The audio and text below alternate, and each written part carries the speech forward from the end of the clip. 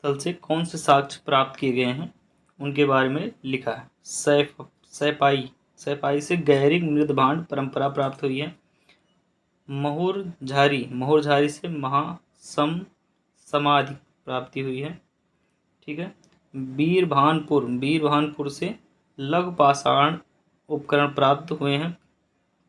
उज्जैन से गैरिक मृदभांड परंपरा के साक्ष्य मिले हैं। कायथा से ताम्रनिधि के साक्ष्य मिले हैं। उसके बाद में उत्तर नूर से राख का टीला प्राप्त हुआ है।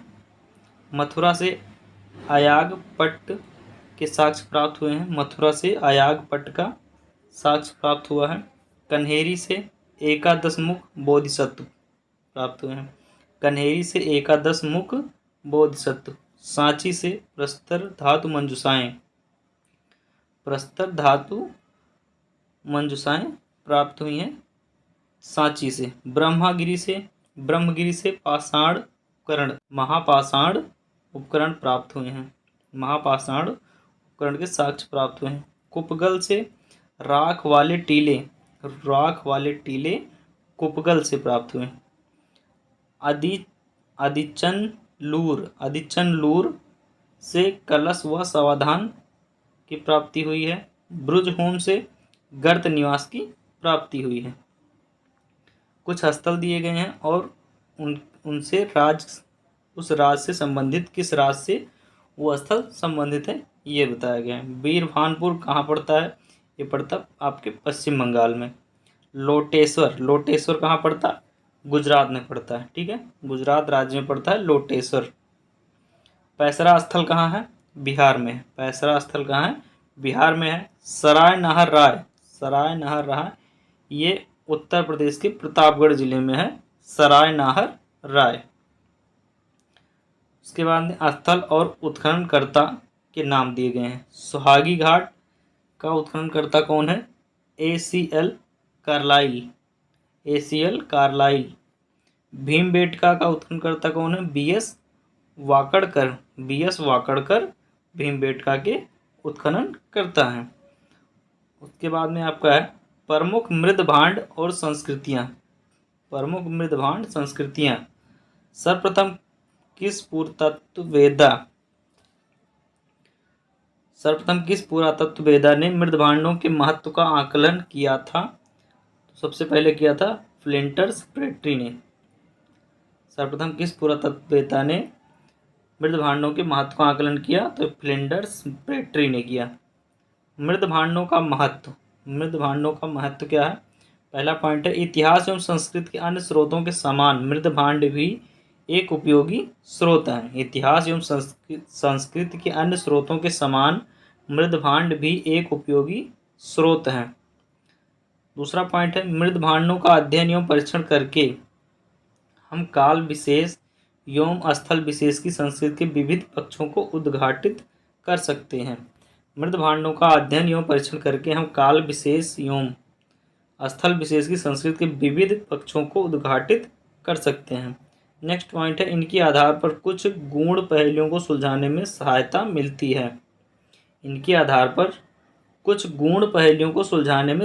मिलती है। जो अन्य स्रोतों के माध्यम से ज्ञात नहीं हो पाते। नेक्स्ट पॉइंट है इनके विश्लेषण से उत्खनित स्तर की तिथि निश्चित करने में सहायता मिलती है। इनके विश्लेषण से उत्खनित स्तर की तिथि निश्चित करने में सहायता मिलती है।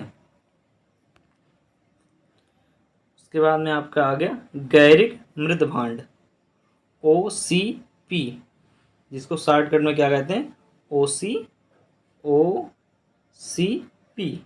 OCP यानी ओकर कलर्ड पोट्री। गैरिक मृदभांडों की खोज सर्वप्रथम किस पुरातत्वविद ने की थी? तो BB लाल ने की थी 1949 ईस्वी में। 1949 ईस्वी में BB लाल ने की थी। गैरिक अथवा गेरुए रंग को मृदभांड अधिकांशतः किन क्षेत्रों में पाए गए हैं? गैरिक अथवा गेरुए रंग के मृदभांड अधिकांशतः किन क्षेत्रों में पाए गए हैं? तो ये गंगा घाटी क्षेत्र में पाए गए हैं। पुरातत्व के गेरुए रंग के मृदभांड किस नाम से प्रचलित हैं? पुरातत्व के गेरुए रंग के मृदभांड किस नाम से प्रचलित हैं? तो ये हैं ओसीपी, ओकर, ओचर, कलर्ड पोट्री। उसके बाद में गैरिक मृदभांडों से संबंधित प्रमुख स्थल। गैरिक मृदभांडों से संबंधित प्रमुख स्थल हस्तिनापुर, ये मेरठ में पड़ता है, बड़गांव, बहदराबाद जो कि हरिद्वार में है, बहदराबाद हरिद्वार में है, अम्बाखेड़ी, अम्बाखेड़ी सहारनपुर में है, अंतरजी खेड़ा यह एटा, फिर सैफई यानी इटावा, अहिचित्र, अहिचित्र बरेली को बोलते हैं, श्रृंगवेश्वर, श्रृंगवेरपुर इलाहाबाद में पड़ता है, कालपाटन जालंधर में पड़ता है, भरतपुर। नोट दिया गया है गैरिक मृदभांडों का विस्तार मुख्यतः उत्तर प्रदेश, हरियाणा, उत्तरी राजस्थान, पंजाब से प्राप्त हुए हैं। नोट में क्या है? गैरिक मृदभांडों का विस्तार मुख्यतः उत्तर प्रदेश, हरियाणा, उत्तरी राजस्थान, पंजाब से प्राप्त हुए हैं। गैरिक मृदभांड पात्रों की निर्माण अवधि क्या थी? गैरिक मृदभांड पात्रों की निर्माण अवधि क्या थी? लगभग 1300 से 1200 ईसा पूर्व तक। गैरिक मृदभांड पात्रों की निर्माण अवधि क्या थी? लगभग 1300 से 1200 ईसा पूर्व तक। गैरिक मृदभांड किस सभ्यता का प्रतिनिधित्व करते हैं? गैरिक मृदभांड किस सभ्यता का प्रतिनिधित्व करते हैं? तो ये पूर्व वैदिक काल का प्रतिनिधित्व करते हैं। उसके बाद में आपका आ गया चित्रित धूसर मृदभांड। चित्रित धूसर मृदभांड यानी painted grey ware, painted grey ware. चित्रित धूसर मृदभांडों की प्राप्ति सर्वप्रथम किस स्थल से हुई थी? तो ये हुई थी अहिछत्र से 1940 से 44 में अहिछत्र टीले की खुदाई से हुई थी। चित्रित धूसर मृदभांड का महत्व क्या है? हड़प्पा सभ्यता के पतन से लेकर बुद्ध काल के प्रारंभ तक की अवधि की संस्कृतियों के भौतिक परिवेश की जानकारी प्राप्त करने की दृष्टि से महत्वपूर्ण है। हड़प्पा सभ्यता के पतन से लेकर बुद्ध काल के प्रारंभ तक की अवधि की संस्कृतियों के भौतिक परिवेश की जानकारी प्राप्त करने की दृष्टि से महत्वपूर्ण है। नेक्स्ट पॉइंट है चित्रित धूसर मृदभांडों ने ईसा पूर्व 1500 से 600 के बीच के सांस्कृतिक शून्यता को पाटने का कार्य किया है। चित्रित धूसर मृदभांडों ने ईसा पूर्व 1500 से 600 के बीच के सांस्कृतिक शून्यता को पाटने का कार्य किया है। हड़प्पा सभ्यता के पतन के पश्चात किस मृदभांड संस्कृति का प्रादुर्भाव हुआ था? हड़प्पा सभ्यता के पतन के पश्चात किस मृदभांड संस्कृति का प्रादुर्भाव हुआ था? चित्रित धूसर मृदभांड की। ठीक है। उसके बाद में चित्रित धूसर मृदभांडों की प्राप्ति कहाँ से हुई है? चित्रित धूसर मृदभांडों की प्राप्ति कहाँ से हुई है? ये पंजाब, हरियाणा, राजस्थान, गंगा के ऊपरी भाग से। पंजाब, हरियाणा, राजस्थान तथा गंगा के ऊपरी भाग से। चित्रित धूसर मृदभांड प्राप्ति स्थल कहाँ कहाँ है? रोपड़ है, दधेरी है, संघोल है, भगवानपुर है, दौलतपुर है, इंद्रप्रस्थ है, नौ है, जोधपुरा है, गिलुंद है, उज्जैन है, कायथा है, आलमगीरपुर है, हस्तिनापुर है, अहिछित्र है, सोंख है, मथुरा, उल्लास, वैशाली से चित्रित धूसर मृदभांड प्राप्त हुए हैं।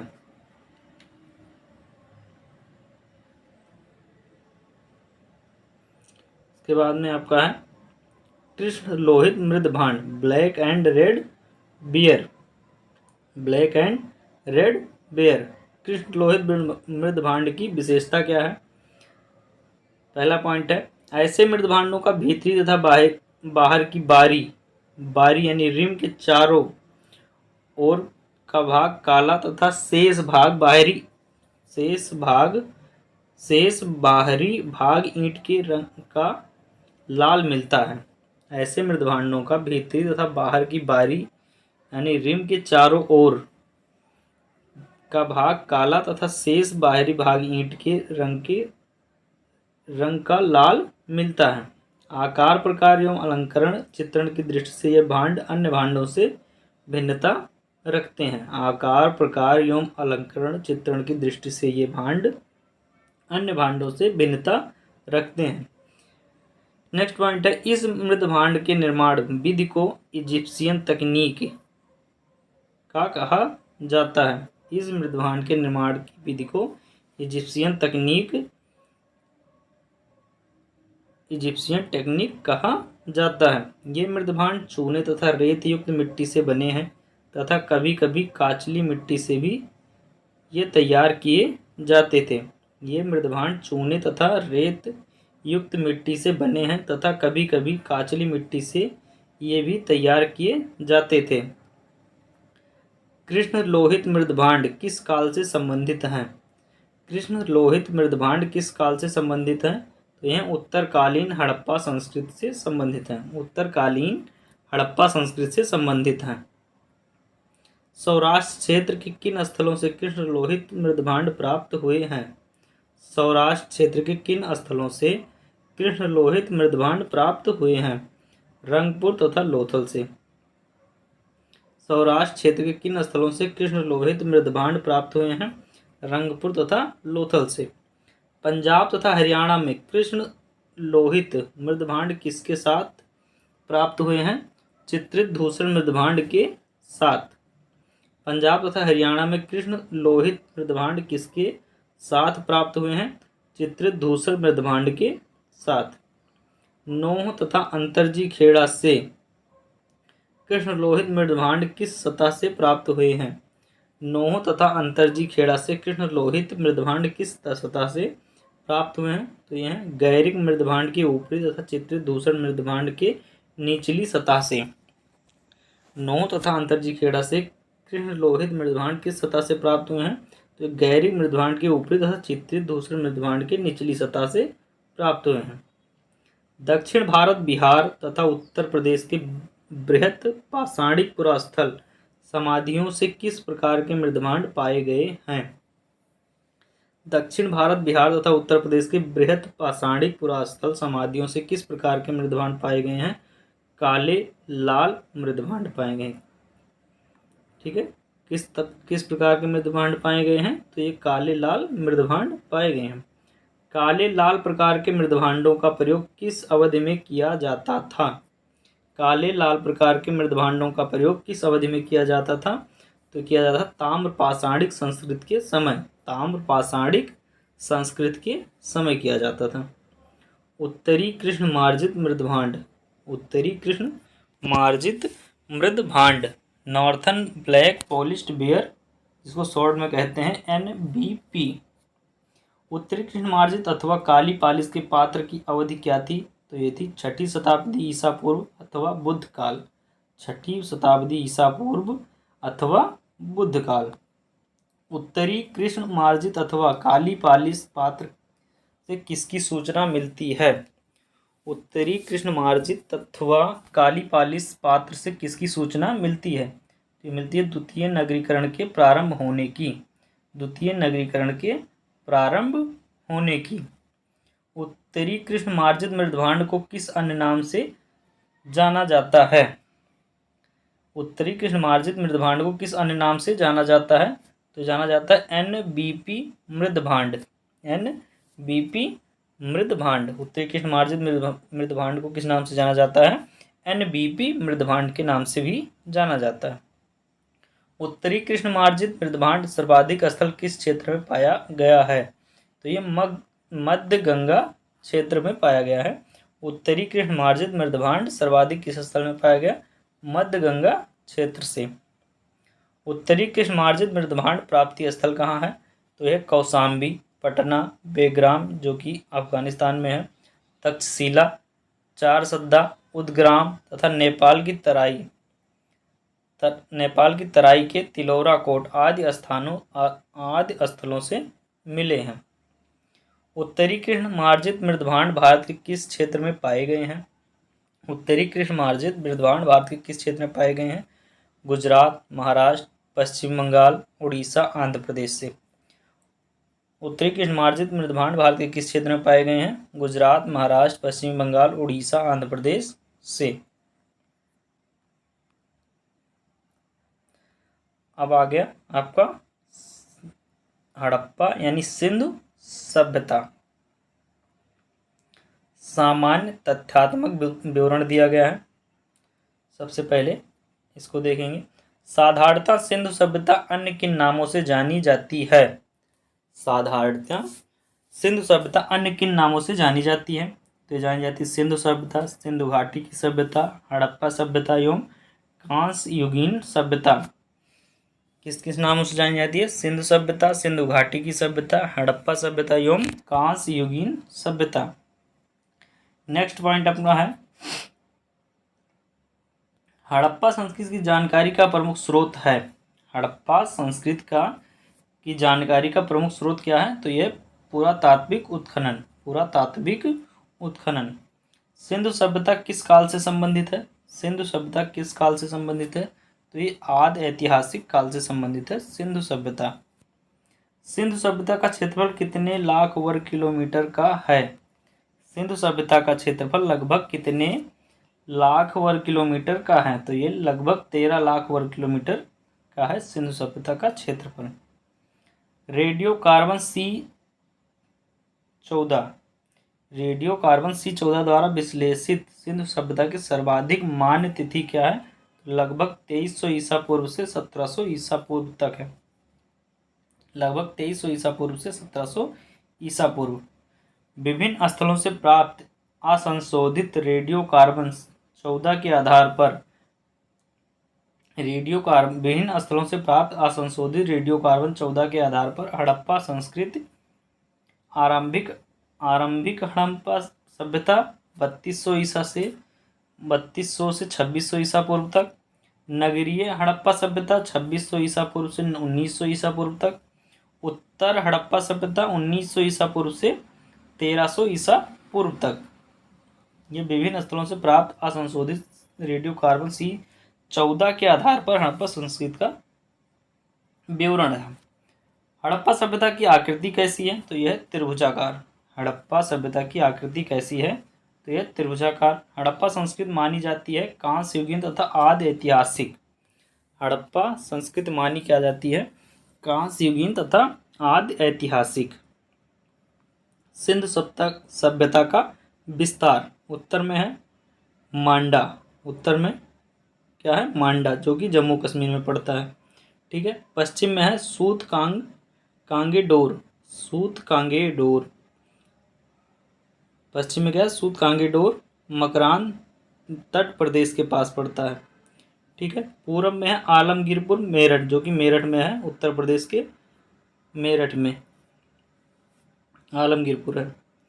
उसके बाद में दक्षिण में है दैमाबाद, जो कि महाराष्ट्र में पड़ता है। ठीक है। दैमाबाद कहाँ है? महाराष्ट्र में। पूरब से पश्चिम इसकी लंबाई है 1600 किलोमीटर। ठीक है। और उत्तर से दक्षिण है 1400 किलोमीटर इसकी लंबाई। ठीक है। विभिन्न विद्वानों द्वारा निर्धारित सिंधु सभ्यता की तिथि। विभिन्न विद्वानों द्वारा निर्धारित सिंधु सभ्यता की तिथि। विद्वान निर्धारित तिथि जॉन मार्शल निर्धारित करते हैं 3250 से लेके 2750 ईस्वी तक। अनरेस्ट मैके निर्धारित करते हैं 2800 ईसा पूर्व से 2500 ईसा पूर्व तक। माधव स्वरूप वत्स करते हैं 3500 ईसा पूर्व से 2700 ईसा पूर्व तक। सीजे गैड ये निर्धारित करते हैं 2350 ईसा पूर्व से 1750 ईसा पूर्व।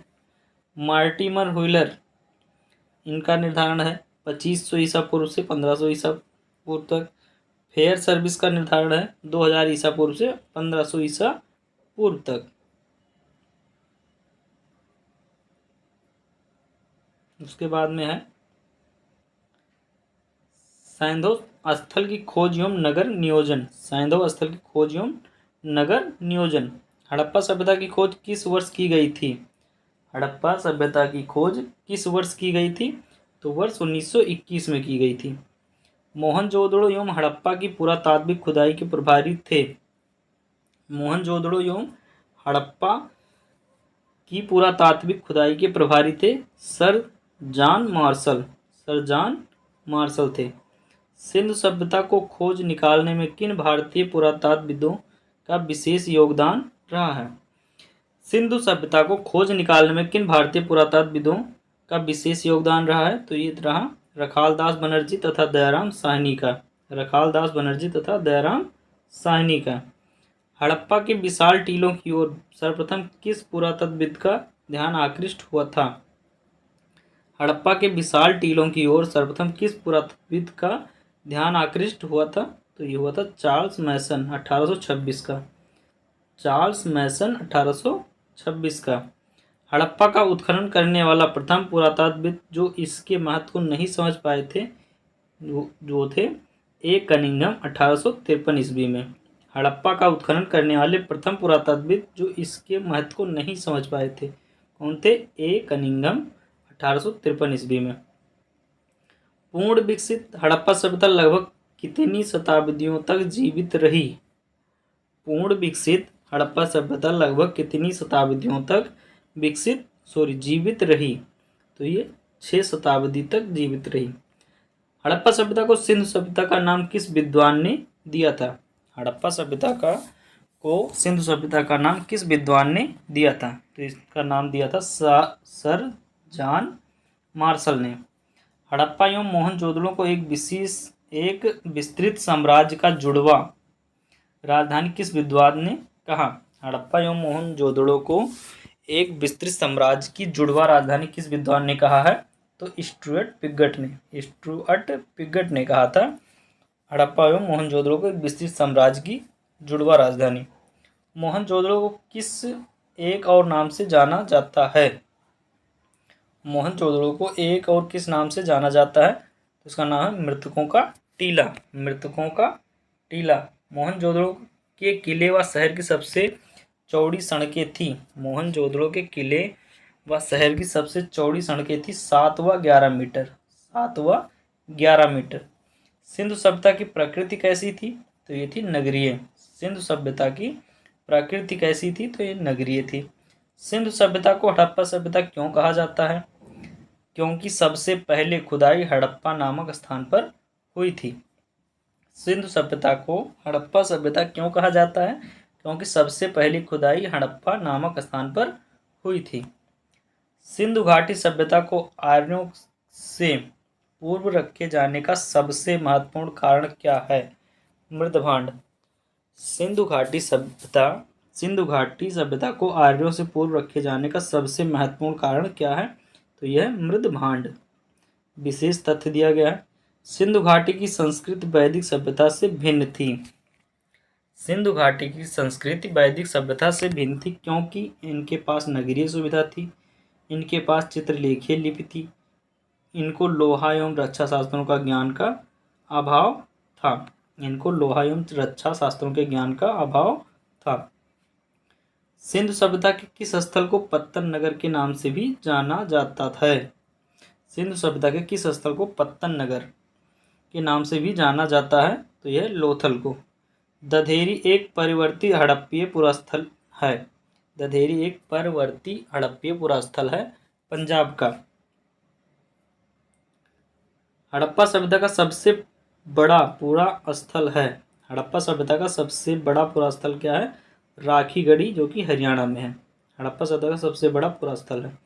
हड़प्पा संस्कृति के स्थलों का सर्वाधिक संकेंद्रण किन नदियों के किनारे से प्राप्त हुआ है? हड़प्पा संस्कृति के स्थलों का सर्वाधिक संकेंद्रण किन नदियों के किनारे से प्राप्त हुआ है? तो ये घग्गर एवं हाकरा नदी से। ठीक है, घग्गर एवं हाकरा नदी के किनारे से सर्वाधिक संकेंद्रण प्राप्त हुआ है। हड़प्पा सभ्यता में कच्ची ईंटों से किलेबंदी किस काल को प्रदर्शित करती है? हड़प्पा सभ्यता में कच्ची ईंटों से किलेबंदी किस काल को प्रदर्शित करती है? तो प्राक हड़प्पा काल की। गोदावरी नदी क्षेत्र यानी प्रवरा नदी में विकसित सैंधव स्थल है दैमाबाद। गोदावरी नदी घाटी क्षेत्र जिसे कहते हैं प्रवरा नदी में विकसित सैंधव स्थल है कहाँ? दैमाबाद में। दैमाबाद किस नदी के किनारे स्थित है? तो यह प्रवरा नदी के किनारे। दैमाबाद किस नदी के किनारे स्थित है? तो यह प्रवरा नदी के किनारे। प्राक प्राक सिंधु सभ्यता प्राक सिंधु सभ्यता और सिंधु सभ्यता के अवशेष किस स्थल से प्राप्त हुए हैं? तो यह बनावली एवं कलिबंगा से। पार्क पार्क प्राक सिंधु सभ्यता और सिंधु सभ्यता के अवशेष किस स्थल से प्राप्त हुए हैं? तो बनावली और कलिबंगा से। मेसोपोटामियाई अभिलेखों में उल्लिखित मेलुहा की पहचान किसके साथ की जाती है? सिंध क्षेत्र से। मेसोपोटामियाई अभिलेखों में उल्लिखित मेलुहा की पहचान किसके साथ की जाती है? सिंध क्षेत्र से। हड़प्पी स्थल मांडा जो भारत की सीमा के सबसे उत्तरी छोर को अंकित करता है किस नदी के तट पर अवस्थित है? हड़प्पी स्थल मांडा जो भारत की सीमा के सबसे उत्तरी छोर को अंकित करता है किस नदी तट पर अवस्थित है? चिनाब नदी तट पर। हड़प्पीय संस्कृति का वह कौन सा पुरास्थल है जहाँ से दुर्ग तथा नीचे के नगर दोनों अलग अलग प्राचीर से घिरे मिले हुए हैं? कलिबंगा से। हड़प्पीय संस्कृति का वह कौन सा पुरास्थल है जहाँ से दुर्ग तथा नीचे के नगर दोनों अलग अलग प्राचीर से घिरे मिले हुए हैं? कलिबंगा से। सैंधव वासियों को निर्माण क्षेत्र में ज्ञात था कूपों का निर्माण, स्तंभों का निर्माण, नालियों का निर्माण। सैंधव वासियों को निर्माण के क्षेत्र में क्या क्या ज्ञात था? तो ये कूपों यानी कुओं का निर्माण ज्ञात था, स्तंभों का निर्माण ज्ञात था और नालियों का निर्माण ज्ञात था। ये 3 चीजें इनको ज्ञात थी। कच्छ क्षेत्र में स्थित हड़प्पी स्थल है देसलपुर, सूरकोटड़ा एवं धौलावीरा। कच्छ क्षेत्र में स्थित हड़प्पी स्थल है देसलपुर, सूरकोटड़ा एवं धौलावीरा। धौलावीरा कच्छ क्षेत्र किस द्वीप पर स्थित है? धौलावीरा का क्षेत्र किस द्वीप पर स्थित है? तो यह कादिर द्वीप। धौलावीरा का क्षेत्र किस द्वीप पर स्थित है? कादिर द्वीप पर। खंभात क्षेत्र में स्थित हड़प्पी स्थल है रोजदी, रंगपुर एवं लोथल। खंभात क्षेत्र में स्थित हड़प्पी स्थल है रोजदी, रंगपुर एवं लोथल। स्वतंत्रता के उपरांत भारत किस राज्य में सैंधव स्थलों की सबसे अधिक खोज की गई है? गुजरात में। स्वतंत्रता के उपरांत भारत के किस राज्य में सैंधव स्थलों की सबसे अधिक खोज की गई है? तो गुजरात से। वह कौन से हड़प्पी पुरास्थल हैं जो हिंदू कुश पर्वत श्रृंखला के उत्तर में स्थित है? वह कौन से हड़प्पी पुरास्थल हैं जो हिंदू कुश पर्वत श्रृंखला के उत्तर में स्थित है? तो हैं सुरतोघई और मुंडी गाग। सुरतुघई और मुंडी गाग। बलूचिस्तान में स्थित हड़प्पी पुरास्थल है डावरकोट, सोतकाको, सूतकंगीडोर। बलूचिस्तान में स्थित हड़प्पी पुरास्थल है डावरकोट, सोतकाको, सूतकांगीडोर। सैंधव स्थल मोहनजोदड़ो की सबसे बड़ी इमारत है। सैंधव स्थल मोहनजोदड़ो की सबसे बड़ी इमारत कौन सी है? तो यह विशाल अन्नागार जिसे ग्रेट ग्रैंडरी भी कहते हैं। सिंधु घाटी में स्थित सैंधव सभ्यता के स्थल है। सिंधु घाटी में स्थित सैंधव सभ्यता के स्थल है मोहनजोदड़ो, चन्हुंदड़ो, कोटदीजी। सिंधु घाटी में स्थित सैंधव सभ्यता के स्थल हैं मोहनजोदड़ो, चन्हुंदड़ो और कोटदीजी। उत्तर प्रदेश में स्थित सिंधु सभ्यता के प्राप्त स्थल हैं आलमगीरपुर, सोथी, हुलास जो कि सहारनपुर में है। हड़प्पा सभ्यता के स्थलों से प्राप्त ईंटों का अनुपात क्या है? 1:2:4। 1:2:4 का है। हड़प्पा सभ्यता से प्राप्त स्थलों से प्राप्त ईंटों का अनुपात क्या है? 1:2:4। किस प्रारंभिक हड़प्पाई स्थल से दुर्गीकरण के साक्ष्य प्राप्त हुए हैं? किस प्रारंभिक हड़प्पाई स्थल से दुर्गीकरण के साक्ष्य प्राप्त हुए हैं? तो यह है कोट दीजी से। हड़प्पा शहरों का उत्तर से दक्षिण की ओर भौगोलिक अनुक्रम है। हड़प्पा शहरों का उत्तर से दक्षिण की ओर भौगोलिक अनुक्रम है। हड़प्पा, कलिबंगा, मोहनजोदड़ो और लोथल। झोकर संस्कृत का संबंध किस सैंधव स्थल से स्थापित किया गया है? झोकर संस्कृत का संबंध किस सैंधव स्थल से स्थापित किया गया है? तो यह चनहुंदड़ो। झोकर संस्कृत का संबंध किससे है? तो ये प्रवर्ती हड़प्पीय संस्कृत से है। प्रवर्तीय हड़प्पीय संस्कृत से है। भारतीय उपमहाद्वीप के किस भाग में हड़प्पा संस्कृत का उदय हुआ है? भारतीय उपमहाद्वीप के किस भाग में हड़प्पा संस्कृत का उदय हुआ है? उत्तर पश्चिमी भाग में।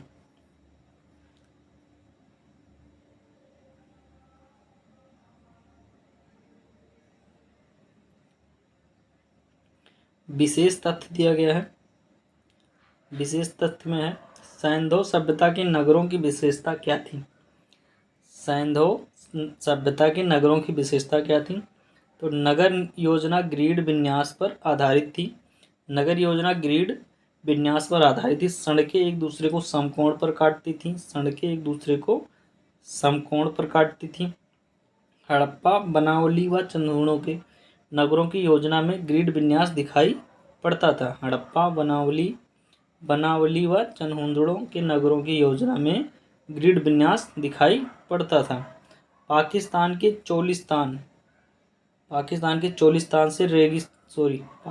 चोलिस्तान के रेगिस्तान में सरस्वती नदी के शुष्क तल पर बड़ी संख्या में सैंधव स्थल को खोजने वाला विद्वान है मोहम्मद रफीक मुगल। पाकिस्तान के चोलिस्तान के रेगिस्तान में सरस्वती नदी के शुष्क तल पर बड़ी संख्या में सैंधव स्थल को खोजने वाला विद्वान है, जो कि इसका नाम है मोहम्मद रफीक मुगल। सैंधव सभ्यता के सबसे पूर्वी स्थल आलमगीरपुर का उत्खनन कार्य किस विद्वान ने किया था? सैंधव सभ्यता के सबसे पूर्वी स्थल आलमगीरपुर का उत्खनन कार्य किस विद्वान ने किया था? तो यज्ञदत्त शर्मा ने 1950 में किया था। हड़प्पा संस्कृति की पूर्वी सीमा थी आलमगीरपुर, उत्तर प्रदेश। सैंधव स्थल आलमगीरपुर, उत्तर प्रदेश, मेरठ किस नदी के किनारे स्थित है? हिंडन नदी के बाएं तट पर। सैंधव स्थल आलमगीरपुर, जो कि मेरठ उत्तर प्रदेश में, किस नदी के किनारे स्थित है? तो हिंडन नदी के बाएं तट पर स्थित है। किस हड़प्पाई स्थल से चिनाई के कार्य में तक्षित प्रस्तर का प्रयोग कच्ची ईंटों के साथ किया जाता था? किस हड़प्पाई स्थल से चिनाई के कार्य में तक्षित प्रस्तर का प्रयोग कच्ची ईंटों के साथ किया जाता था? धौलावीरा से। सैंधव सभ्यता के किस स्थल से मध्य नगर का प्रमाण प्राप्त हुआ है? सैंधव सभ्यता के किस स्थल से मध्य नगर का प्रमाण प्राप्त हुआ है? धौलावीरा से। सैंधव सभ्यता के किस स्थल से गोदीवाड़ा का साक्ष्य प्राप्त हुआ है? लोथल से। सैंधव सभ्यता के किस स्थल से गोदीवाड़ा का साक्ष्य प्राप्त हुआ है? लोथल से। सैंधव स्थल चंदहुड़ों के उत्खनन कार्य का निर्देशन किस विद्वान ने किया है? सैंधव स्थल चंदहुड़ों के उत्खनन कार्य का निर्देशन किस विद्वान ने किया है? E.J.H. मैके ने। राजस्थान के कलिबंगा और हरियाणा के वनावली हड़प्पा पूर्व अवस्था को कहते हैं। चालकोलिथिक ताम्रपाषाणिक। राजस्थान के कलिबंगा और हरियाणा के वनावली हड़प्पा पूर्व अवस्था को क्या कहते हैं? चालकोलिथिक ताम्रपाषाणिक। सैंधव सभ्यता का प्रसिद्ध नगर हड़प्पा किस नदी के तट पर स्थित है? सैंधव सभ्यता का प्रसिद्ध नगर हड़प्पा किस नदी के तट पर स्थित है? तो रावी नदी के बाएं तट पर। वह कौन सा हड़प्पा स्थल है जो दुर्गीकृत नहीं था? वह कौन सा हड़प्पा स्थल है जो दुर्गीकृत नहीं था? चनहुंदड़ो। प्रस्तर मूर्तियां, मृण मूर्तियां, मोहरे एवं लिपि। प्रस्तर मूर्तियां, मृण मूर्तियां, मोहरों एवं लिपि के बारे में पढ़ेंगे। हड़प्पा सभ्यता में बहुतायत मात्रा में मुद्राओं का निर्माण किया गया है। हड़प्पा सभ्यता में बहुतायत मात्रा में मुद्राओं का निर्माण किया गया है। कहाँ किया गया? सेलखड़ी पर। सिंधु सभ्यता की मोहरों पर किस पशु का अंकन नहीं किया गया है? सिंधु सभ्यता की मोहरों पर किस पशु का अंकन नहीं किया गया है? गाय एवं घोड़ा का अंकन नहीं किया गया है। सिंधु सभ्यता की मोहरों पर एवं टेराकोटा की कलाकृतियों पर किन पशुओं का अंकन मिलता है? सिंधु सभ्यता की मोहरों एवं टेराकोटा की कलाकृतियों पर किन पशुओं का अंकन मिलता है? तो एक सिंगी यानी यूनिकॉर्न, हाथी, गैंडा, हिरण, बाघ, भेड़ा आदि का। सिंधु सभ्यता में मिट्टी के बर्तनों पर सामान्यतः किस रंग का प्रयोग किया गया है? सिंधु सभ्यता में मिट्टी के बर्तनों पर सामान्यतः किस रंग का प्रयोग किया गया है? लाल रंग का। सिंधु सभ्यता में मिट्टी के बर्तनों पर सामान्यतः किस रंग का प्रयोग किया गया है? लाल रंग का। सिंधु घाटी के निवासियों की सभ्यता को जानने के मूल स्रोत हैं मोहरे। सिंधु घाटी के निवासियों की सभ्यता के जानने के मूल स्रोत क्या हैं? मोहरे। सिंधु सभ्यता किस धातु की जानकारी मिलती है? सिंधु सभ्यता में किस धातु की जानकारी मिलती है? तांबा की। सिंधु सभ्यता में किस धातु की जानकारी मिलती है? तांबा की। सिंधु सभ्यता के किस स्थल में हड़प्पा लिपि में बहुत बड़े बड़े अक्षरों में लिखा हुआ एक अभिलेख साइन बोर्ड प्राप्त हुआ है? सिंधु सभ्यता के किस स्थल से हड़प्पा लिपि में बहुत बड़े बड़े अक्षरों में लिखा हुआ एक अभिलेख यानी साइन बोर्ड प्राप्त हुआ है? धौलावीरा से।